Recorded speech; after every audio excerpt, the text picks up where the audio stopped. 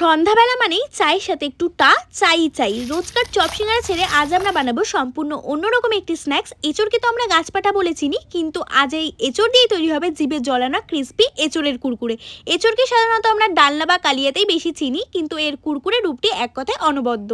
তো কুরকুরেগুলো বানানোর জন্য এঁচড়টাকে নুন আর হলুদ দিয়ে সেদ্ধ করে ভালো করে ম্যাশড করে নিয়েছি।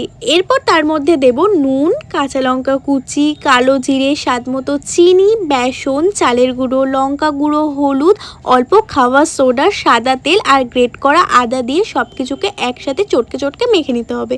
এরপর একটু একটু করে নিয়ে হাতের সাহায্যে লম্বা লম্বা কুরকুরের শেপ করে বিস্কুটের গুঁড়ো ভালো করে মাখিয়ে নিতে হবে। এরকমভাবে আমি সবগুলো কুরকুরে কিন্তু বানিয়ে নেব একসাথে।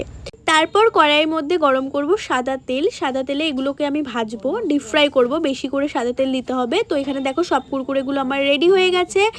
এইবার কিন্তু পালা কুরকুরেগুলোকে ভেজে নেওয়ার। চলো ভেজে নিই। প্রথমে কিছুটা করে কুরকুরেগুলোকে ভাজবে, একবারে কিন্তু দিয়ে দেবে না, তাহলে ভেঙে যেতে পারে। লাল লাল মচমচে করে ক্রিস্পি হয়ে গেলেই কিন্তু আমরা কুরকুরেগুলোকে নামিয়ে দেব।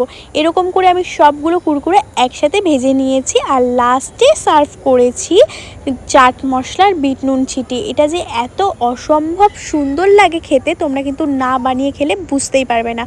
আর হ্যাঁ, ভিডিওটা কেমন লাগলো জানাতে কিন্তু ভুলো না। ভালো লাগলে একটা লাইক করে চ্যানেলটা সাবস্ক্রাইব করে দিও। দেখা হচ্ছে নেক্সট কোনো ভিডিওতে। ততক্ষণের জন্য সুস্থ থেকো, ভালো থেকো, সবাই ভালো করে খেও। টাটা।